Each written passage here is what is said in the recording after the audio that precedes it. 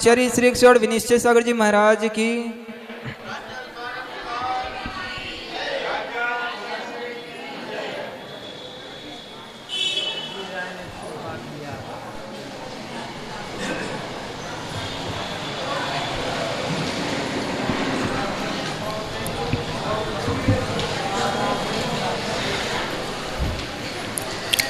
तेरह नंबर काव्य एक बार उच्चारण करेंगे, पहले हम फिर बाद में आप करना।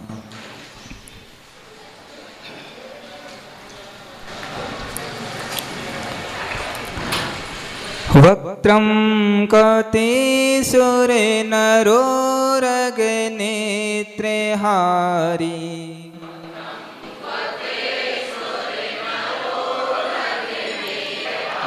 निःशेष निर्जित जगत् त्रितयोपमानम्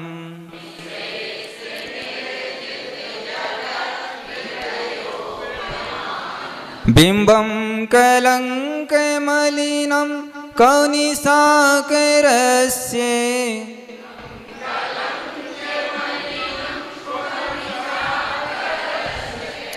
यद्वासरे भवति पाण्डुपलासे कल्पम्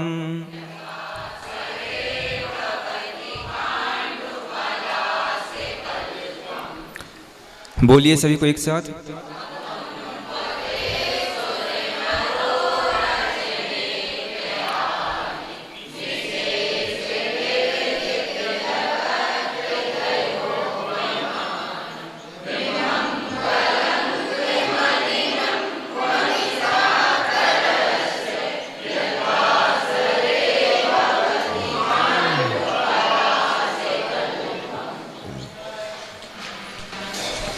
ये काव्य जो है पढ़ने से आपकी दरिद्री समाप्त हो जाती है, लक्ष्मी का प्रभाव आपके घर में पड़ेगा, सारी विपत्ति समाप्त हो जाएगी। जितना आपके अंदर योग्यता है, क्षमता, उतनी आपके अंदर आपके परिवार में सुख शांति मिलेगी। इसमें आचार्य भगवान ये कह रहे हैं, वक्त्रम, वक्त्रम मतलब मुखमंडल, वक्त्रम मतलब मुख, चेहरा। वक्त्र मतलब क्या होता है? चेहरा। एक सुक्ति है, वक्त्रम वक्ति मानसम, यानी कि मुख की आकृति मन के भावों को प्रकट कर देती है। यानी कि आपके चेहरे को देखकर हम बता सकते हैं कि आप क्या सोच रहे हो इस समय। फेस रीडिंग कहते हैं जिसको। वक्त्रम वक्ति मानसम, वक्त्रम वक्ति मानसम, यानी मुख की आकृति मन के भावों को प्रकट कर देती है। ये नीतिकारों ने कहा है। तो वक्त्रम मतलब यहाँ पर क्या है? मुख।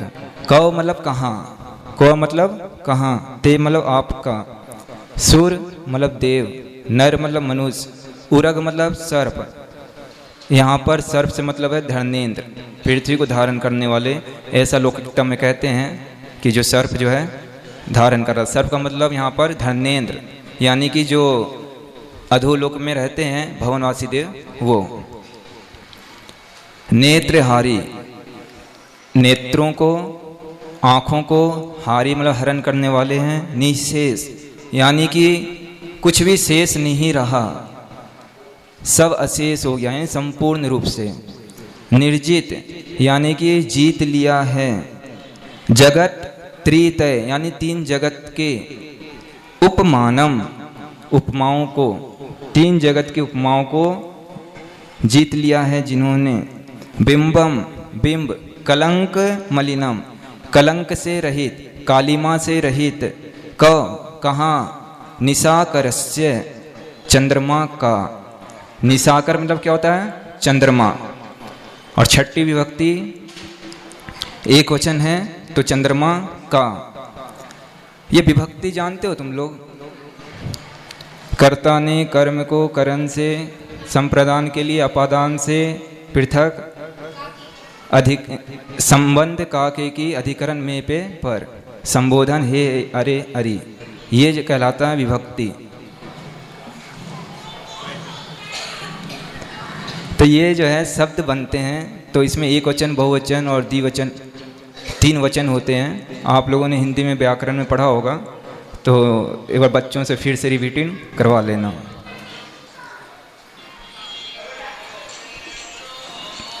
तो कलंक मलिनम, चंद्रमा का वो कालिमा से सहित जो है बिंब, यद जो कि वासरे मतलब दिन में, वासरे मतलब क्या होता है? दिन में। भवती मतलब हो जाता है, पांडु मतलब फीका, पलास कल्पम पलास के फूल के समान फीका पड़ जाता है। आचार्य भगवान कह रहे हैं कि इस संसार में मुख की उपमा किससे दी जाती है? चंद्रमा से। चांद सा मुखड़ा नहीं कहते, चांद सा मुखड़ा कहते अपन, यानी कि अपने मुख की उपमा किससे दी जाती है? चंद्रमा से।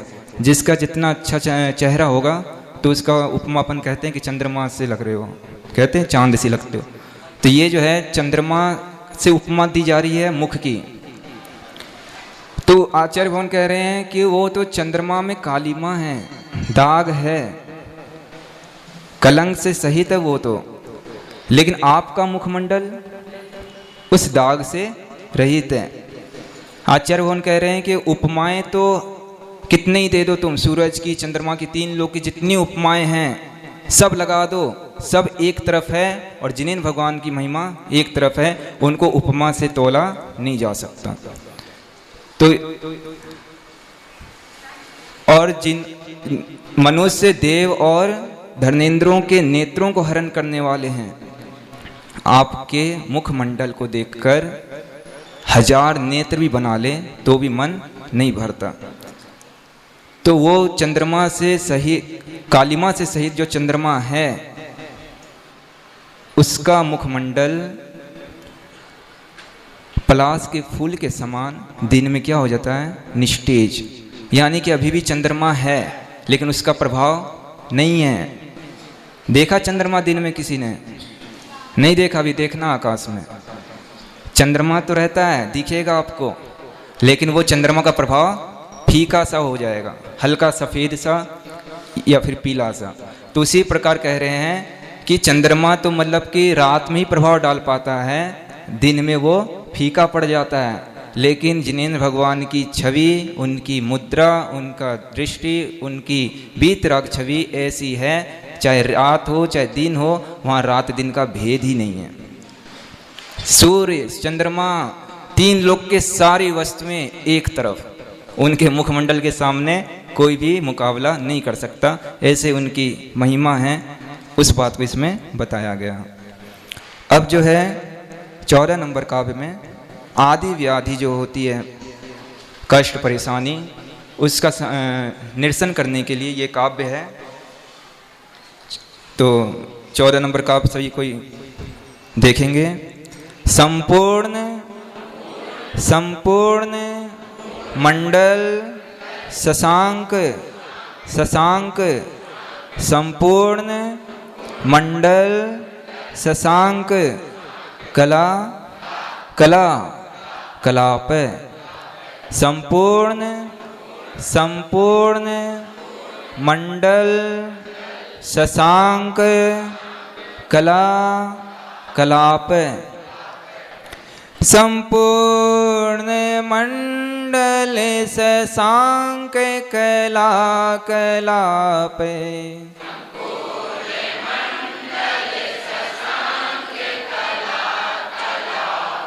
संपूर्ण मंडल शशांक कला कलाप,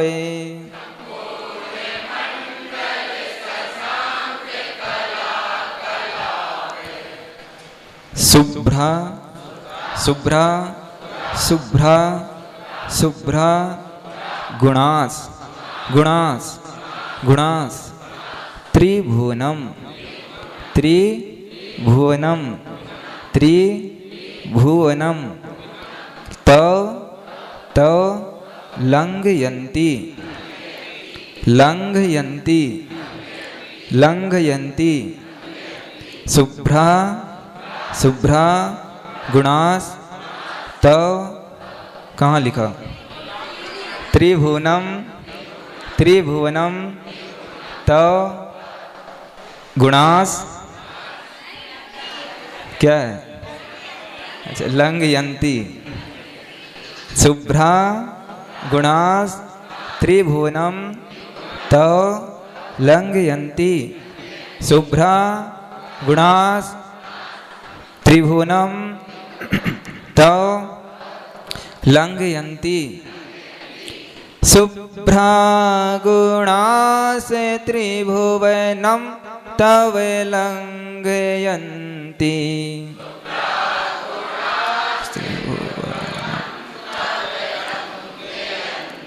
शुभ्रा गुणास त्रिभुवनम तव लंघयन्ति।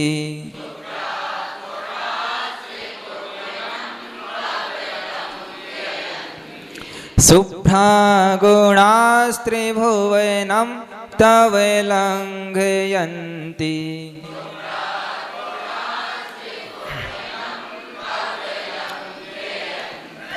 संपूर्ण मंडल शशांक कला कलापे।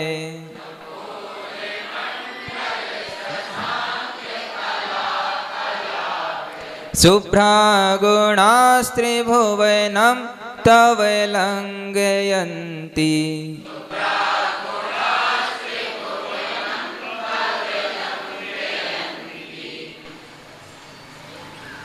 ये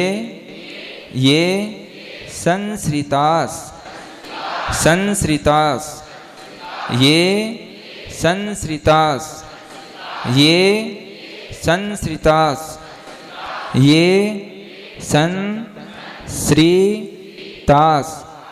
त्रि त्रि जगदीश्वर जगदीश्वर जगदीश्वर ये संश्रितास त्रि जगदीश्वर।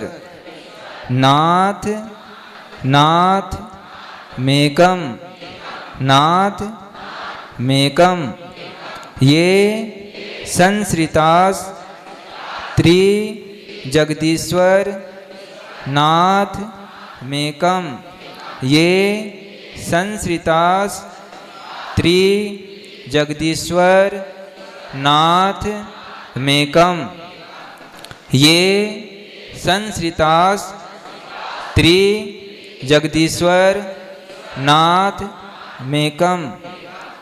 संपूर्ण मंडल शशांक कला कलाप। शुभ्रा शुभ्रा शुभ्रा शुभ्रा गुणास गुणास त्रिभुवनम त्रिभुवनम त्रिभुवनम त्रिभुवनम तव तव लंघयन्ति लंघयन्ति। शुभ्रा गुणास तव त्रिभुवन त्रिभुवनम त्रिभुवनम तव लंघयन्ति। शुभ्रा गुणास त्रिभुवनम तव लंघयन्ति ये संश्रितास संश्रितास ये संश्रितास त्रि जगदीश्वर नाथ मेकम ये संश्रितास त्रि जगदीश्वर नाथ मेकम।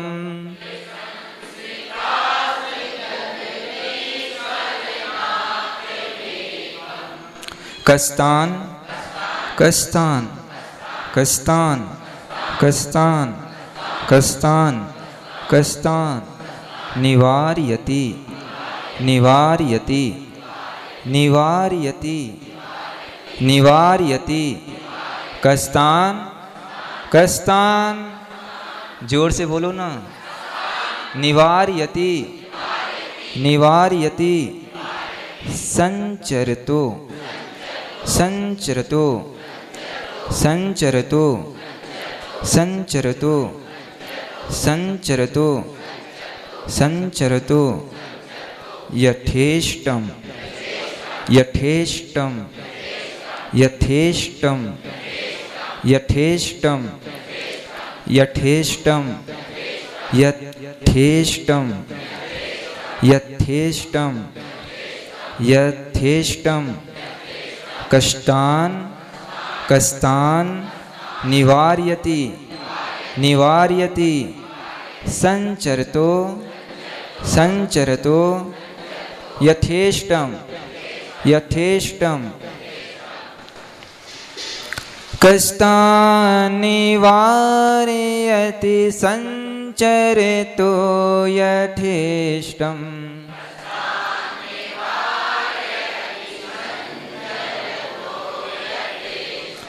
कष्टान निवारयति संचरतो यथेष्टम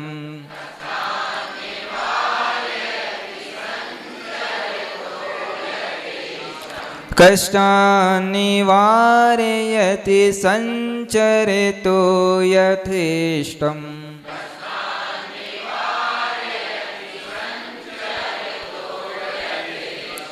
संपूर्ण मंडल शशांक कला कलापे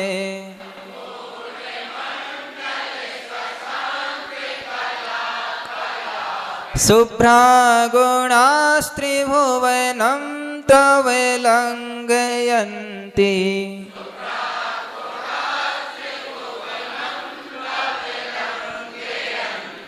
ये संश्रितास्त्रि जगदीश्वर नाथ मेकम्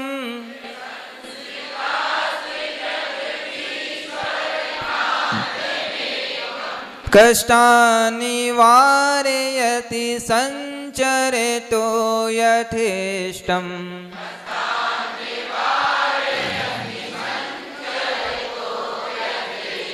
बोलिए सभी को एक साथ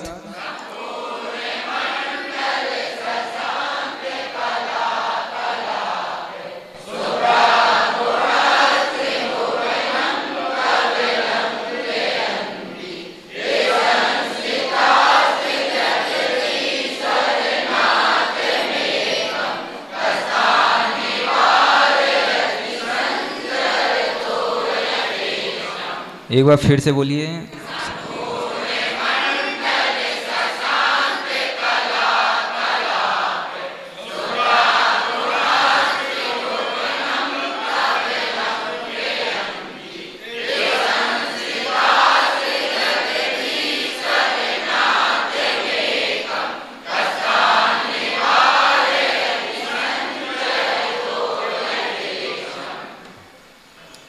संपूर्ण मतलब पूर्ण रूप से, मंडल मतलब आकार, शशांक मतलब चंद्रमा, चंद्रमा के पूर्ण आकार के, कला कलाप कला की समूह के समान, शुभ्रा उज्ज्वल, गुणास मतलब गुण, त्रिभुवनम तीन लोक में, तव आपका, लंघयन्ति उल्लंघन करती है, ये जिन्होंने संश्रिता आश्रय लिया है, त्रिजगदीश्वर हे तीन लोक के नाथ, हे अरिहंत परमेष्टि, हे आदिनाथ परमेश्वर, नाथ में कम एकमात्र आप जैसे स्वामी का, कष्टान कह मतलब कौन, तान मतलब उन्हें, निवार्यति रोक सकता है, संचरतो संचरण विचरण करने से, यथेष्टम अपनी इच्छा अनुसार विचरण करने से कौन रोक सकता है। आचार्य भगवान कह रहे हैं इस काव्य में कि जिनेंद्र भगवान का अगर भक्त है कोई, तो उसे कोई बांध नहीं सकता, कोई कैद नहीं कर सकता, कोई रोक नहीं सकता। अच्छे कार्य के लिए जा रहा है, उसे कोई बाधा नहीं आएगी। अगर जिनेंद्र भगवान का सच्चा भक्त है, आचार्य भगवान कहाँ लिख रहे हैं ये काव्य? सलाकाओं के अंदर, और कह रहे हैं कि हे तीर्थंकर परमेष्टि, आपका एक सच्चा भक्त इस कैद में है और सामान्य नहीं है, मुनिराज है, आचार्य भगवान है। और वो कह रहे हैं कि भगवान आपके रहते हुए मैं इस सलाखाओं के अंदर रहूं, ये जिनेंद्र भगवान की हंसी होगी। मेरा कुछ नहीं बिगड़ता, लेकिन जैन धर्म की हंसी होगी कि मैं आपका भक्त हूँ और आपका भक्त परेशानी में हो, दिक्कत में हो, तो लोग हंसेंगे, कहेंगे कि देखो बहुत जैन धर्म को मानता है और आज खुद कैद में कुछ कर नहीं पा रहा। कर्म सिद्धांत है ना अपना, जैसा किया है वैसा फल मिलना है, लेकिन जो कर्म किया है उसको अपन चेंज भी कर सकते हैं। भक्ति के द्वारा, भक्ति में वो शक्ति है कि पुण्य, पाप को भी पुण्य में परिवर्तित कर सकते हैं। तो आचार्य भगवान कह रहे हैं कि आपका नाम लेने वाला, आपका पूजन अर्चन करने वाला, आपके नाम की रटना लगाने वाला, आपके छवि को अपने हृदय में बसाने वाले को कभी भी कोई बांध नहीं सका और किसी के अधीन नहीं हुए, जहाँ भी जाना चाहता है जा सकता है। जैसे अगर मंत्री अध्यक्ष के आश्रय से कोई रहता है तो वो जो है मंत्री अध्यक्ष का नाम ले लेगा, उसको कोई रोकेगा नहीं कि उनके पास से आया है। उसी प्रकार अगर अपने को डायरेक्ट जो है वीतराग भगवान से कनेक्शन अपना जुड़ गया है, डायरेक्ट अपन उच्च पद वाले से मिल लिए हैं, तो अब कह रहे हैं आचार्य भगवान की निम्न श्रेणी वालों से मिलने की तुम्हें जरूरत नहीं है।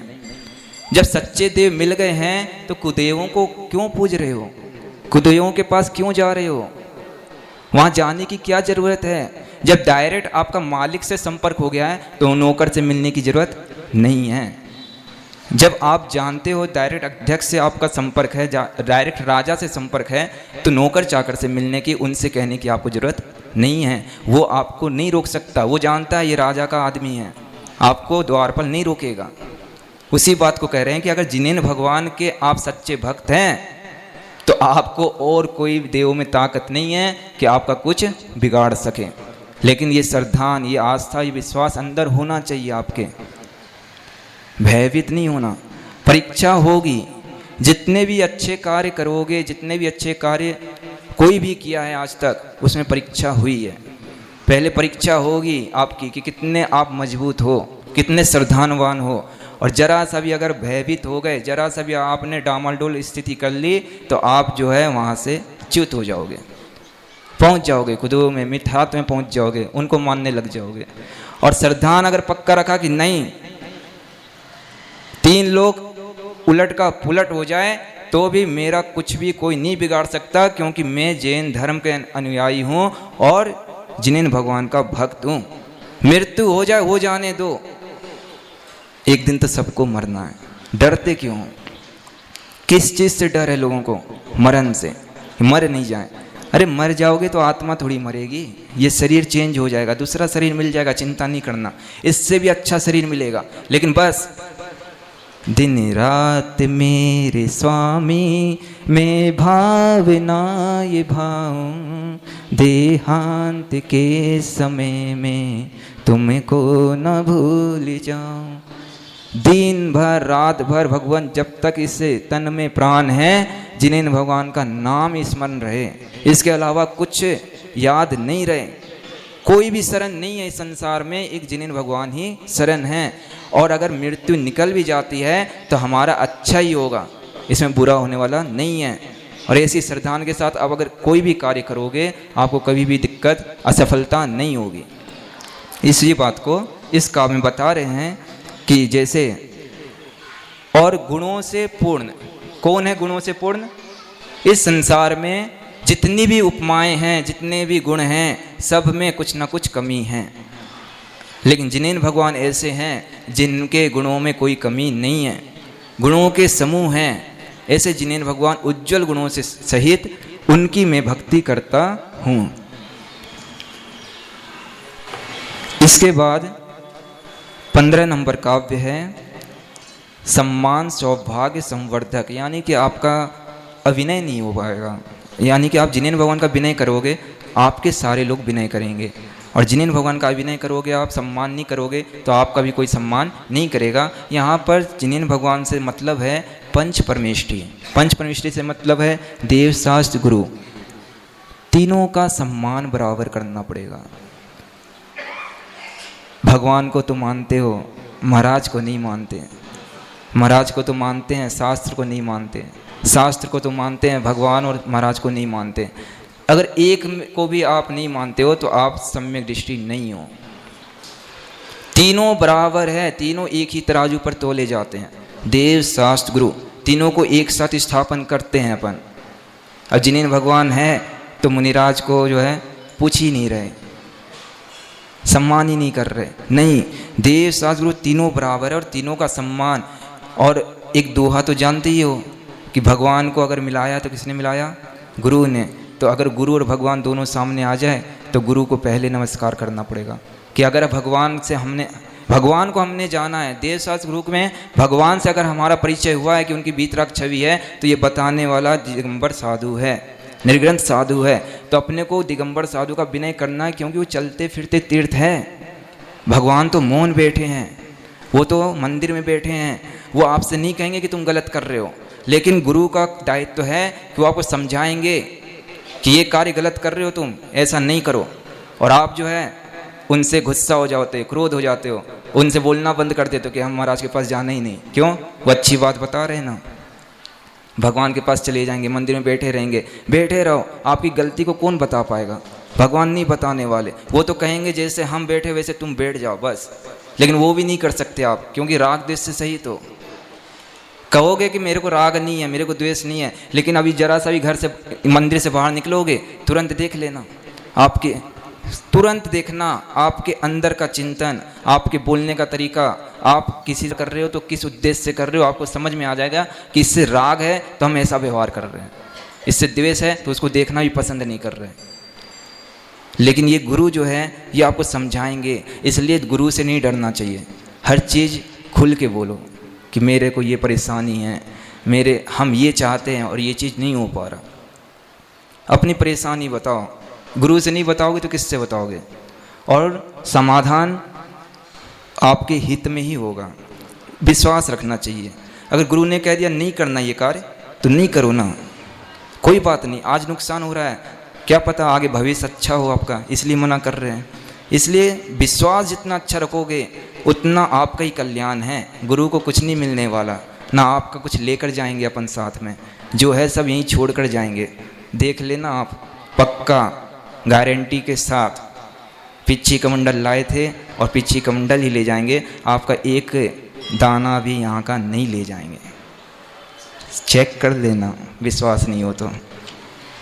इसके बाद है 15 नंबर काव्य कि अपने को विनय करना चाहिए। चित्रम किमत्र यदि ते त्रिदशांग नाभिर नीतम मनागपि मनो न विकार मार्गम कल्पांत काल मरुता चलिता चलेन किम मंदराद्रि शिखरम चलितम कदाचित। चित्रम किमत्र यदि ते दशांग नाभिर चित्रम किमत्र यदि ते त्रिदशांग नाभिर चित्रम किमत्र यदि ते त्रिदशांग नाभिर चित्रम किमत्र यदि ते त्रिदशांग नाभिर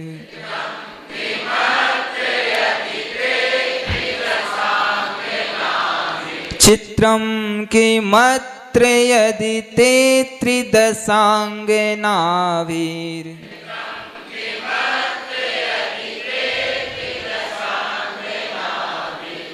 नीतम नीतं मनागपि नीतं मनागपि नीतं मनागपि मनो न विकार मार्गम नीतं मनागपि मनो न विकार मार्गम नीतं मनागपि मनो न विकार मार्गम नीतं मनागपि मनो न विकार मार्गम नीतं मनागपि मनो न विकार मार्गम नीतं मनागपि मनो न विकारे मार्गम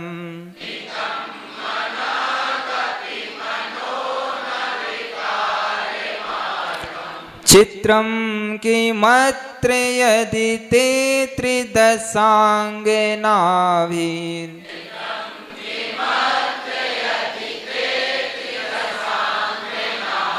नीतं मनागपि मनो न विकारे मार्गम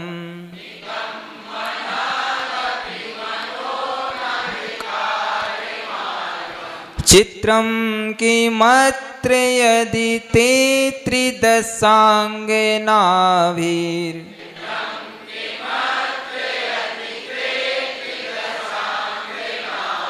नीतं मनागपि मनो न विकारे मार्गम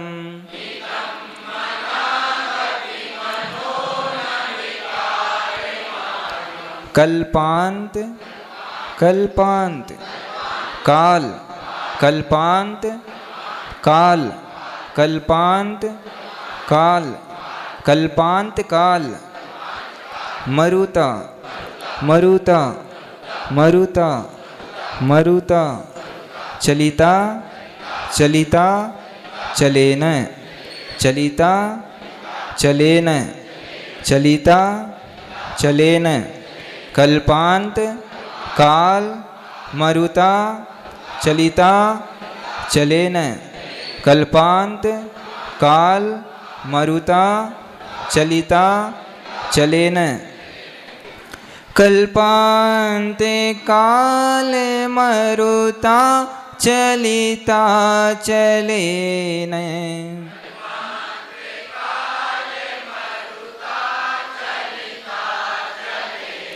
कल्पान्ते काले मरुता चलिता चलेन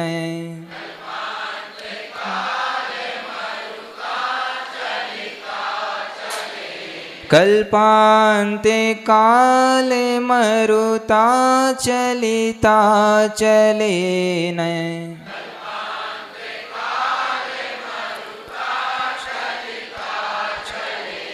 किम किम किम मंद मंद रात्रि मंद रात्रि किम मंद रात्रि किम मंद रात्रि शिखरम शिखरम शिखरम शिखरम चलितम चलितम चलितम चलितम कदाचित कदाचित किम मंद रात्रि शिखरम चलितम कदाचित किम मंद रात्रि शिखरम चलितम कदाचित कदाचित चलितम शिखरम मंदरात्रि किम किम मंदरात्रि शिखरम चलितम कदाचित किम मंदरात्रि शिखरम चलितम कदाचित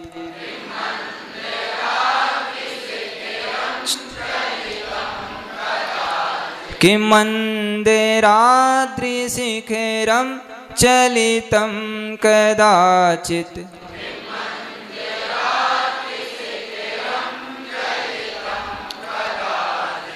चित्रं किमत्र यदि ते त्रिदशाङ्गनाभिर्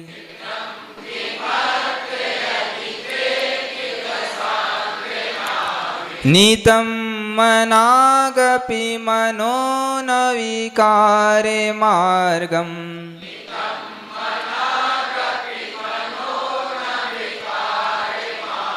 कल्पान्ते काले मरुता चलिता चलेन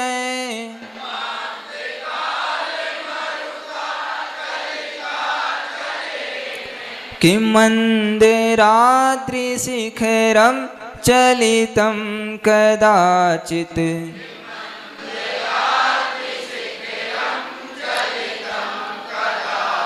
बोलिए सभी को एक साथ।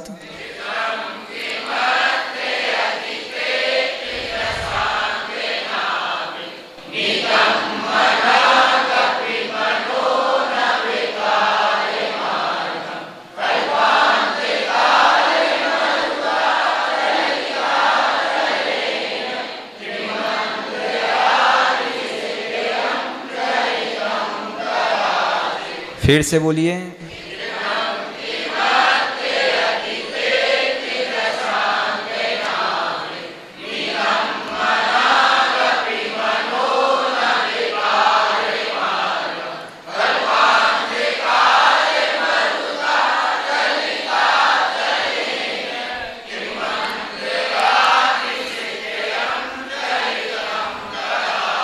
इसमें ये कह रहे हैं कि देवांगनाओं के द्वारा भी उनका चित्त कभी चलायमान नहीं होता, जैसे बहुत भयंकर हवा चल जाए तो भी मेरू पर्वत नहीं हिल सकता। इसी प्रकार से इस काव्य में कह रहे हैं कि शक्ति का वर्णन कर रहे हैं। जय परम पूज्य आचार्य श्री 108 विनिश्चय सागर जी महाराज की। सभी को अपने स्थान पर खड़े हो जाएंगे।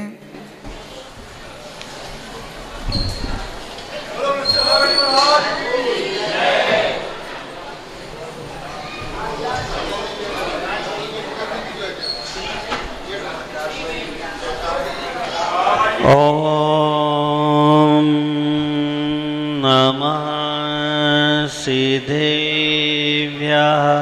ओम नमः सिद्धेभ्यः। ओम नमः सिद्धेभ्यः। ओम नमः सिद्धेभ्यः। ओम नमः सिद्धेभ्यः। ओम नमः सिद्धेभ्यः। जय बोले अंतानंद सत परमेश्वरी भगवान की। जय बोले आदि ब्रह्मा आदिनाथ भगवान की। बोले 1000 श्री नवीनाथ भगवान की। जय बोलिए गुरुदेवाचार्य श्री विराग सागर जी महाराज जी की।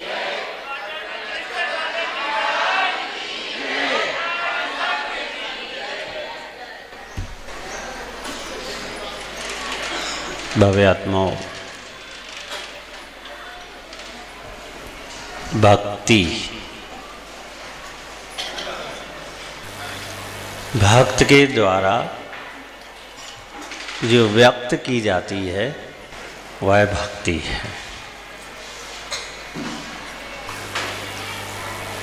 और संसारी जीव के लिए बहुत बहुत अनिवार्य है।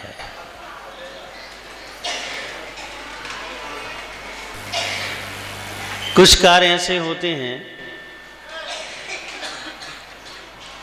कि जिन्हें करने ही पड़ते हैं,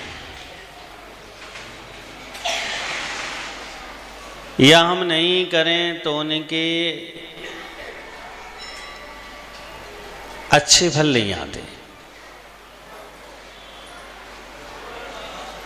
चाहे आप इतिहास उठा के देखो, चाहे शास्त्रों को उठा के देखो, बड़े बड़े महापुरुषों ने भी भक्ति की। रावण के संबंध में पद्म पुराण में प्रकरण आता है,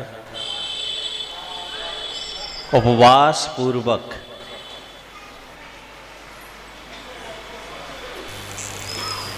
अरहंत परमेष्ठी का स्तवन संगीत के साथ 24 में से 24 घंटे निरंतर करता था। सामान्य बात नहीं है ये तो आपको अच्छी तरह से अनुभव है। 20 मिनट करके देख लो आप।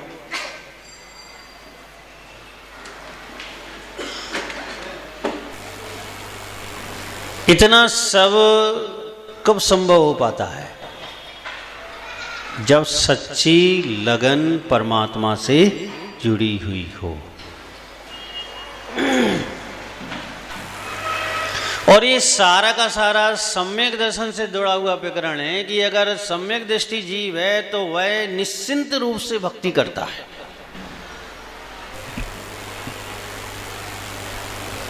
आप भी बहुत वर्षों से भक्ति कर रहे हैं।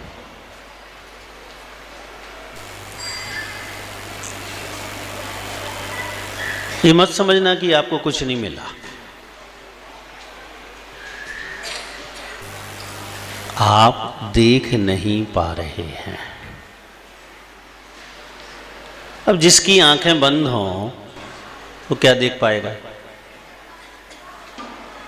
महत्वाकांक्षाओं के कारण हमें धीमी गति से होने वाली उपलब्धि दिखाई नहीं देती। हम बहुत बहुत बड़ी इच्छा लेकर बैठे हैं और हमारी समर्थ जितनी भक्ति करने की, उस भक्ति से छोटी छोटी इच्छाओं की पूर्ति होती है तो हमें समझ में नहीं आता।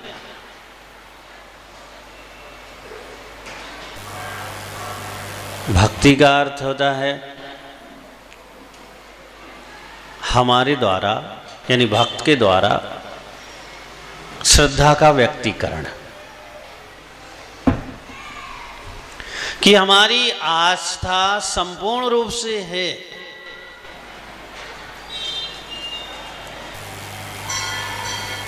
कैसे दिखाएं?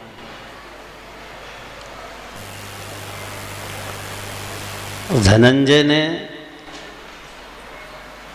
पुत्र को निर्विष करके सिद्ध किया कि जिनेंद्र भगवान के प्रति मेरी अटूट आस्था है। आप क्या सोचते हो कि भगवान करें? भगवान कुछ नहीं करेंगे। हमें सिद्ध करना पड़ेगा अपनी विशुद्धि के द्वारा, अपनी एकाग्रता के द्वारा, अपनी उपलब्धि प्रकट करके सिद्ध करना पड़ेगा कि मैं परमात्मा के प्रति अटूट श्रद्धा भक्ति रखता हूं।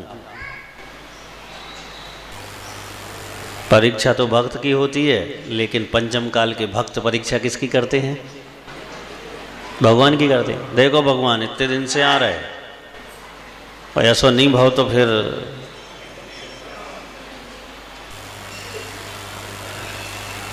तुम्हारी परीक्षा चल रही है कि तुम कितनी विशुद्धि बढ़ा सकते हो।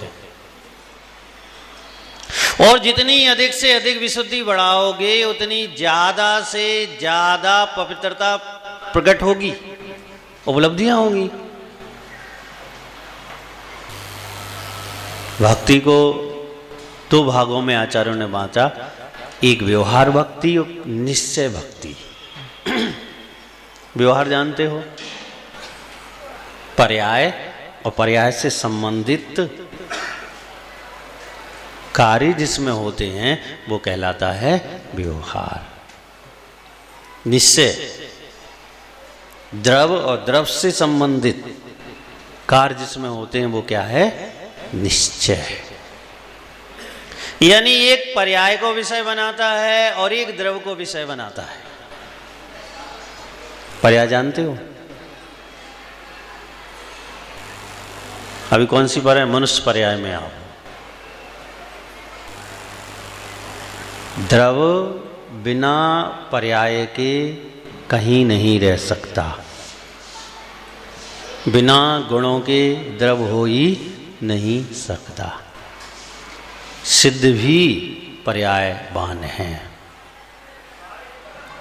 लेकिन उनकी मनुष्य पर्याय नहीं है, उनकी सिद्ध यानी शुद्ध पर्याय है।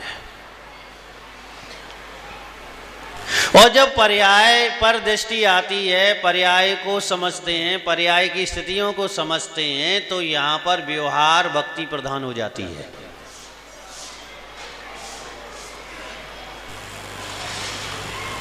व्यवहार भक्ति में मन वचन काय प्रयोग होता है। पूजन आदि के तरीके से है तो सामग्री प्रयोग होती है। गुणों का स्तवन करना है तो गुणवान का प्रयोग होता है। 24 तीर्थंकर, 5 परमेष्टि आदि।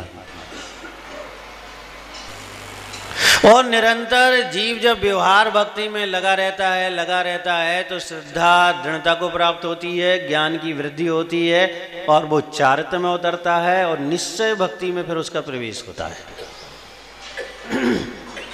निश्चय भक्ति का तात्पर्य है आत्मा के द्वारा आत्म गुणों का स्मरण।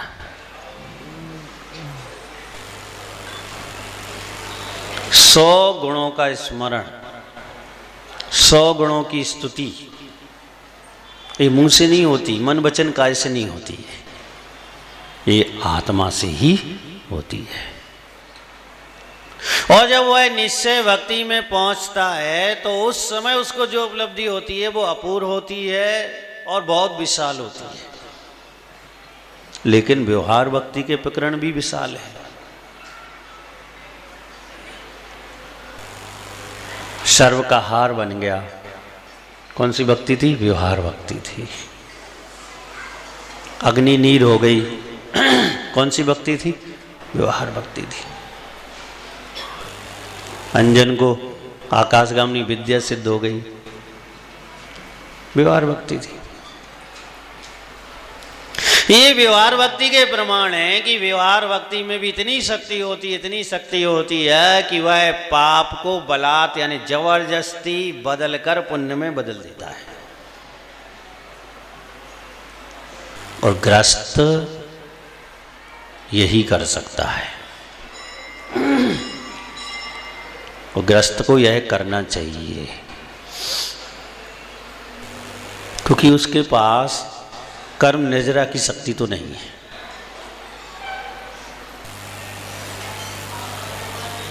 क्योंकि संवर पूर्वक निजरा उसकी होती नहीं है। लेकिन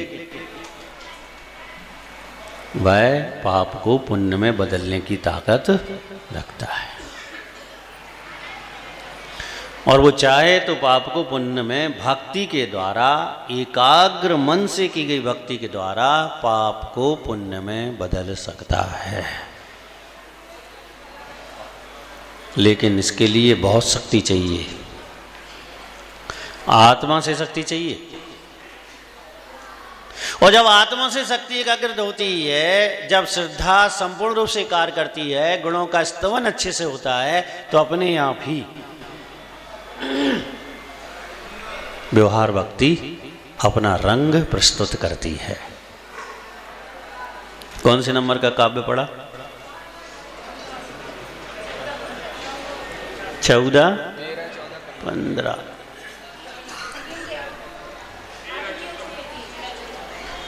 तेरा भी कल हुआ था कि आज? कल हुआ था, लेकिन आज आपने नहीं कहा था 13। आज 8 आज बताया। चलो अपन 13 में काव्य को देख लेते हैं। 14, 15। इसमें बहुत बढ़िया प्रस्तुति है।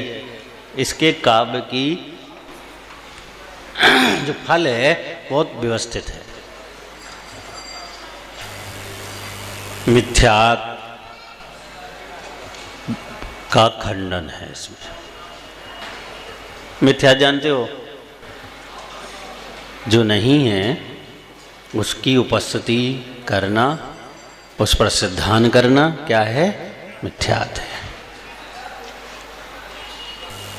और जो है उसकी वैसी प्रस्तुति करना क्या है? सम्यक है।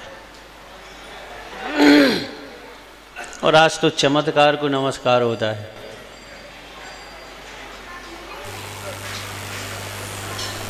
अगर पूरे मोराजी प्रांगण को भरना है पुड़िया देना चालू कर दो।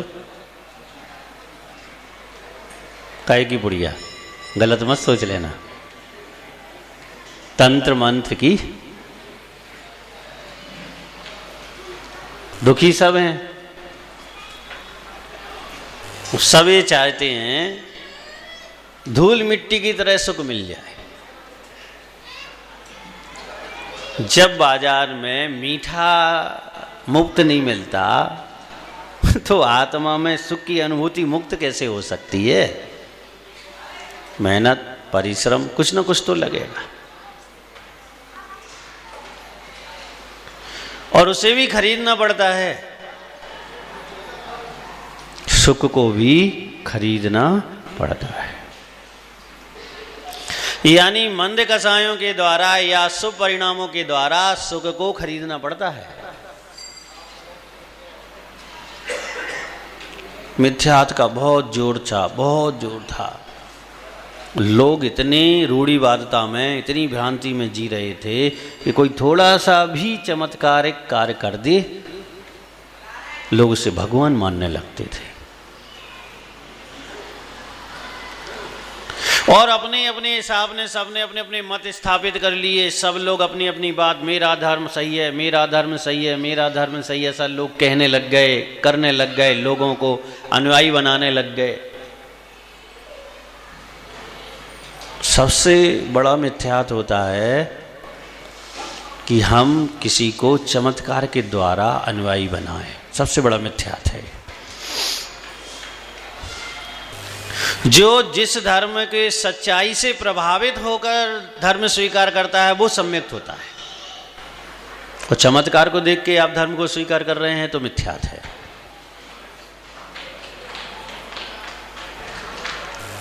राजा को पता पड़ा कि इस राज्य में तो बहुत विकृति आ रही है, आपस में झगड़े, सांप्रदायिकता फैल रही है।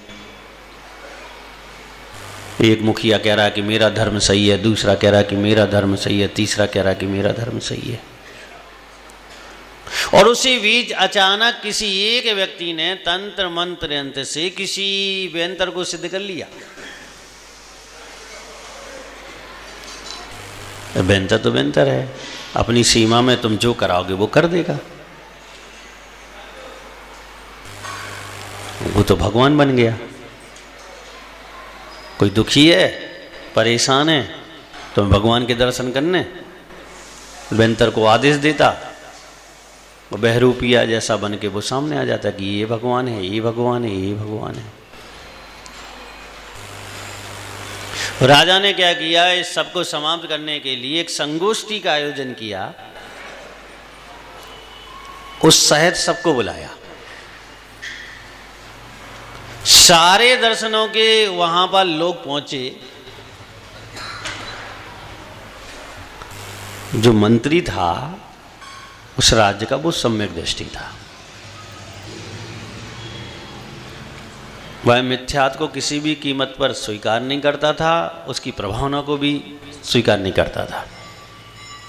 अब राजा की आज्ञा थी, उसने मिथ्यात्व के सभी उन संस्थापकों को जिन्होंने अपने अपने धर्म बना रखे थे सबको आमंत्रित किया गया। सबने अपने अपने तरीके से प्रस्तुति दी। फिर उस बहरूपिये का नंबर आया। पहले वो शिव बन के आ गया, ब्रह्मा बन के आ गया, विष्णु बन के आ गया, आदि जितने भी आप सब समझते हो, सब देव बन के आ गया। वो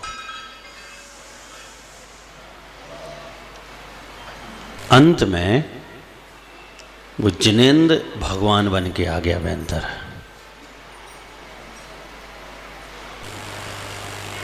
मंत्री से नहीं रहा गया।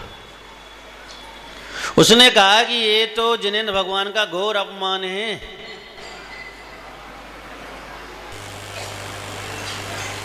ये संभव ही नहीं है।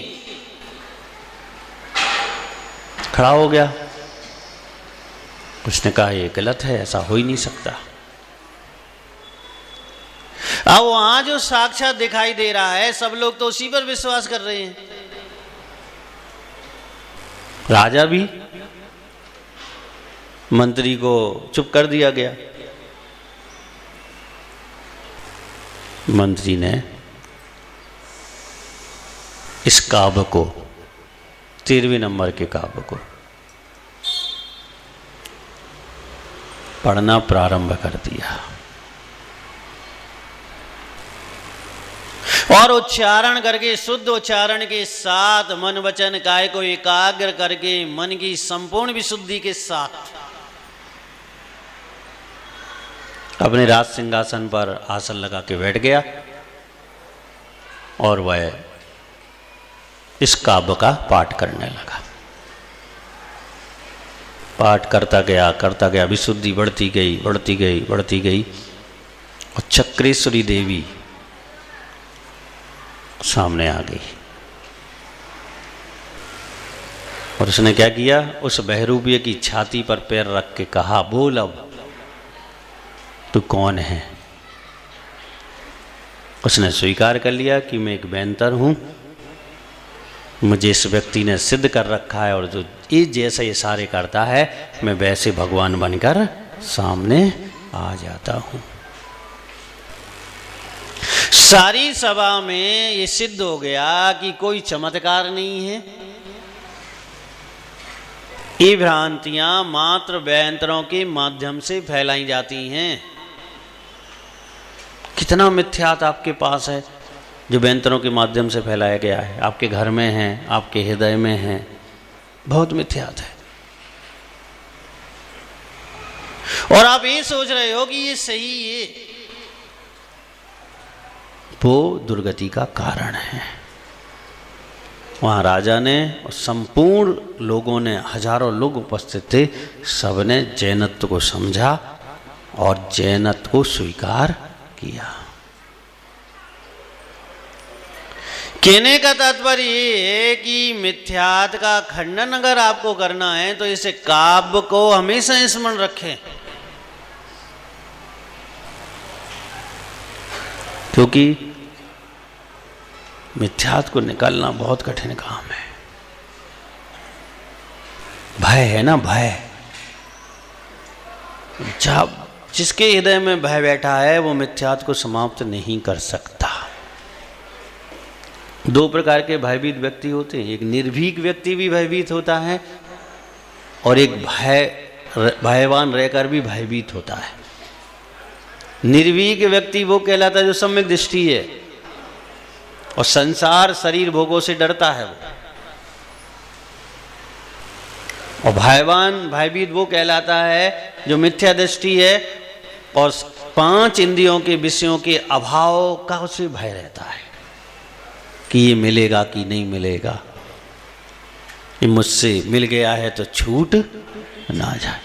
देव गति के असंख्यात देव इस भय से मिथ्यात को दृढ़ कर लेते हैं, मिथ्यात में चले जाते हैं और एक इंद्रिय पर्याय में आ जाते हैं कि अब स्वर्गों के भोग हमारे छूटने वाले हैं। जब उनकी माला मुरझाने लगती है भयभीत हो जाते हैं कि अभी तक यहाँ पर हजारों वर्ष हमने 5 इंद्रियों के सुलभ विषयों को भोगा है और अभी 6 महीने में क्या होंगे, छूट जाएंगे।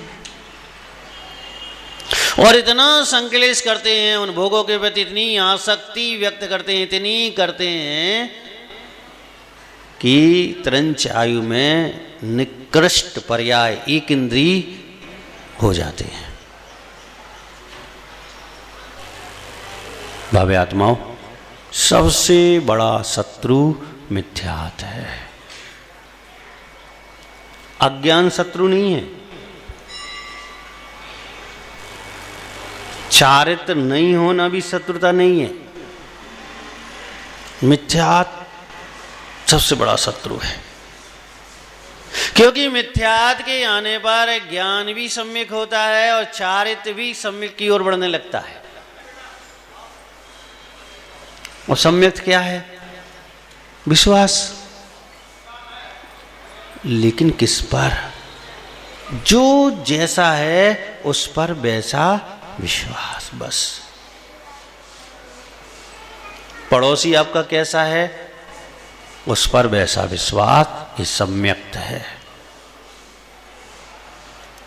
जो भी दुनिया में पदार्थ हैं, द्रव हैं, तत्व हैं, जो भी अस्तिकाएं हैं, जो भी हैं, जो जैसे हैं, उन पर वैसा विश्वास सम्यक्त है। विपरीत नहीं कर सकते, संशय युक्त नहीं हो सकते, अज्ञानता से नहीं कर सकते। जो जैसा है और जो जैसा नहीं है उस पर वैसा श्रद्धान मिथ्यात है। बहुत सी बातें ऐसी होती हैं आपको जानकारी नहीं होती और आप कह देते कि हाँ ये ऐसा ही है। इसलिए सुनी हुई बात को तब सिद्धांत करना चाहिए जब हम आगम से मिला लें। आजकल लोग सुनी हुई बात पर विश्वास करते हैं, ठीक नहीं करते लोग, क्योंकि सुनी हुई व्यक्ति अपने अनुसार भी बात बता सकता है, लेकिन आगम के अनुसार बता रहा है तो वो बात आपको विश्वास करने योग्य है। और आजकल तो तमाशा है, 10 व्यक्ति से प्रश्न करो 10 प्रकार के उत्तर मिलेंगे आपको। सब हठाग्रही हैं, अपनी अपनी बात का मिश्रण करके उत्तर देंगे आपको। आगम उठा के देखो, एक ही उत्तर मिलेगा आपको।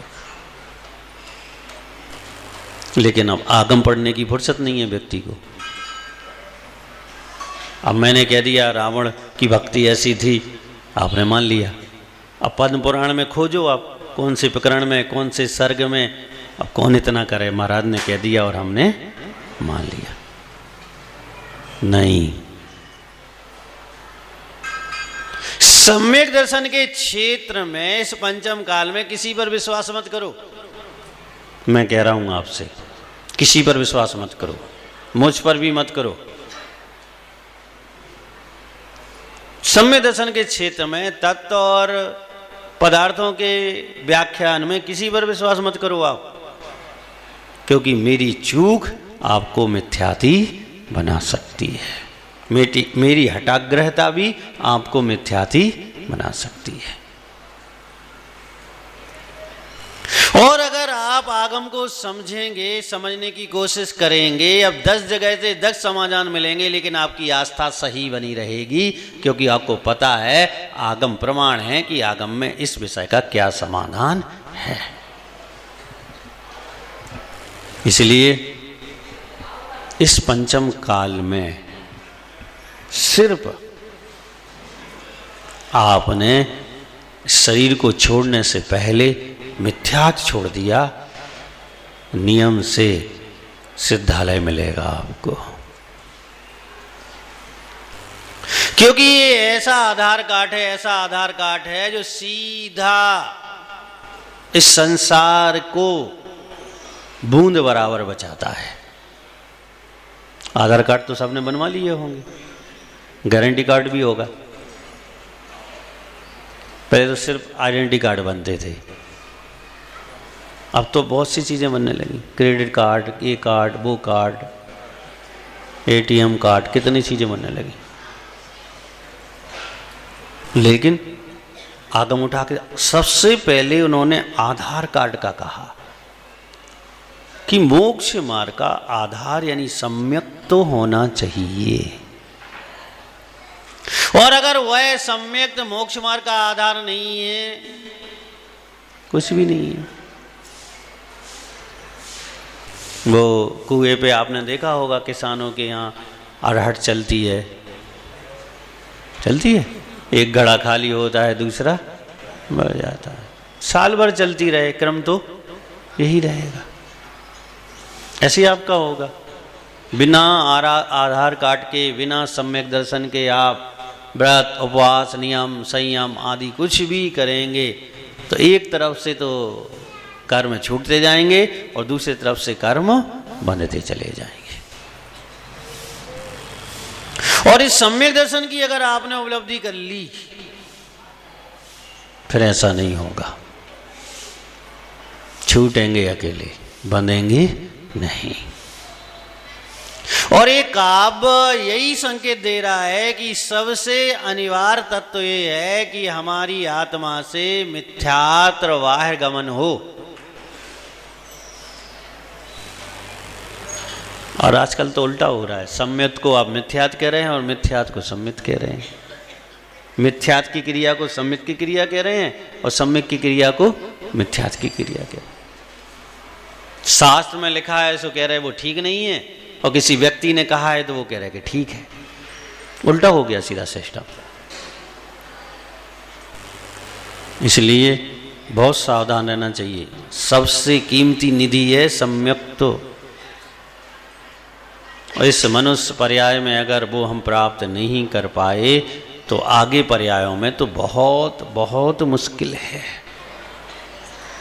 गवे आत्माओं, हम मिथ्यात का खंडन करने के लिए ही भगवान की भक्ति करते हैं कि हमारे हृदय से मिथ्यात पलायन कर जाए।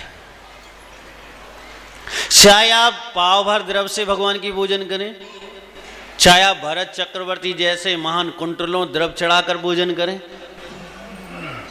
है उसका लक्ष्य एक ही। क्या है? मिथ्यात छूटे और सम्यक्त में दृढ़ता आए। उसका लक्ष्य एक ही है। इसलिए सबसे पहले क्या करना चाहिए? ये चतुर्मास हो रहा है, क्या जरूरत है प्रवचन करने की? क्या जरूरत है कोई भी पर्व आता है तो कार्यक्रम करने की? चलो अभी विधान होगा पंचवाल्यती, क्या जरूरत है? काहे के लिए कर रहे हैं? पैसा कमा रहा है बेफालतू को। क्या कर रहे हैं? पैसा खर्च हो जाएंगे, लेकिन मिलेगा क्या? 6 दिन 5 दिन बाद देखोगे तो मैदान मिलेगा, समोसा हट जाएगा, पंडाल हट जाएगा, बैठने वाले भी नहीं होंगे वहां। ये मिलेगा क्या? नहीं।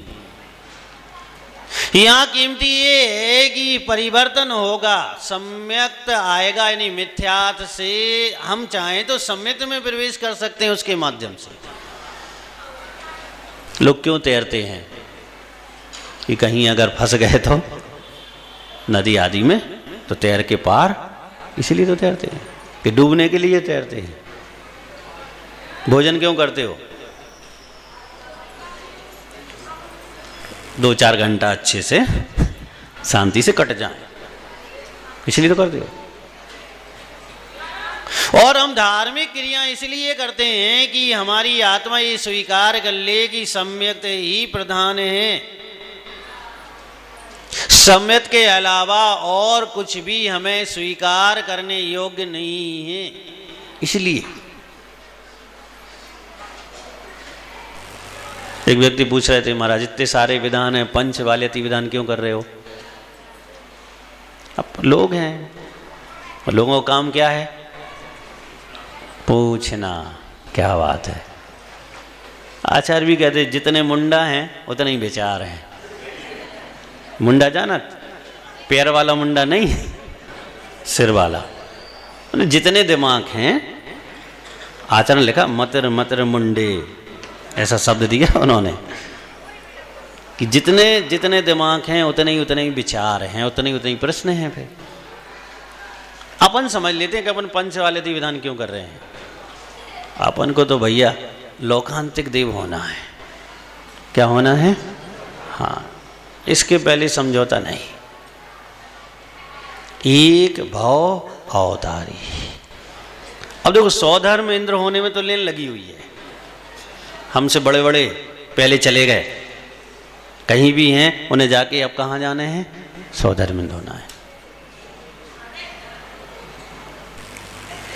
एक पद है और व्यक्ति एक ही जीव हो सकता है एक बार में, और कितना सागर, आयु सागरों में। सची में भी देख लें तो भैया अपन हो तो सची होने नहीं है। एक स्वधर्म के काल में 40 नील हो जाती हैं। आप लोग सोच सकते हो ये बात?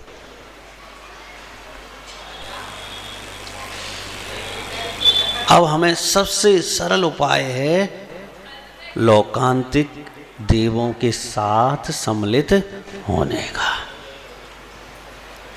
और वो भी एक भाव अवतार के लिए।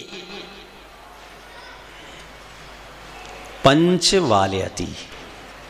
अब बात है 5 तीर्थंकर बाल ब्रह्मचारी हो गए, वरना नहीं। हुंडा सपनी काल का प्रभाव नहीं होता तो नहीं होते।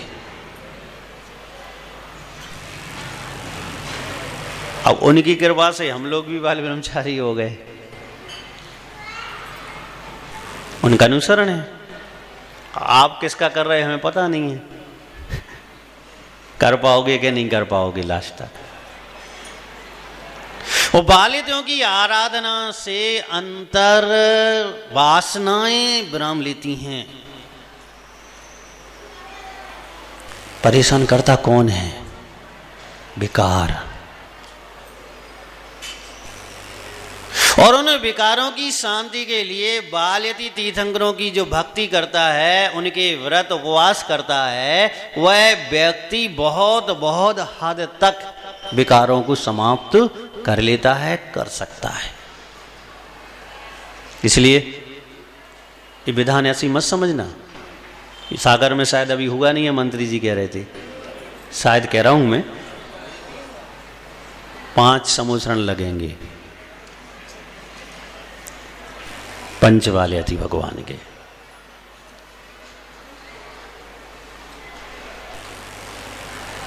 तुम लोग बैठना नहीं विधान में, नहीं, घर में रहना आराम से। हमारे मंत्री वाली बेचारे कहते रहे बैठो बैठो, लेकिन तुम लोग तो तुम्हारी जुआ नहीं देंगे ते आए कनपटी पे, मत बैठना। हम लोग तो बाहर से आयात कर लेंगे लोगों को, चिंता नहीं करो तुम। जब तुम लोग नहीं बैठोगे तो किराए से बुला लेंगे। हाँ, 200-300 रुपये दिन में बहुत मिल जाते बैठने वाले। लेकिन तुम्हाओ का हुई है, जा तो बताओ पहले। अगर हम बुला लें तो तुम्हाओ हुई है का, तुम्हारी कटे ना। समझदार को इशारा काफी है। समय हो रहा है। जय बोलिए गुरुदेव आचार्य श्री विराट जी महाराज जी की। जवानी के ज्ञान से सूझे लोकालोक, सोआनी मस्तक नमो सदा दे तुम धूप। हे जिनवानी भारती तो ही जपो दिन रे, जो तेरो शरणागहे सो पावे।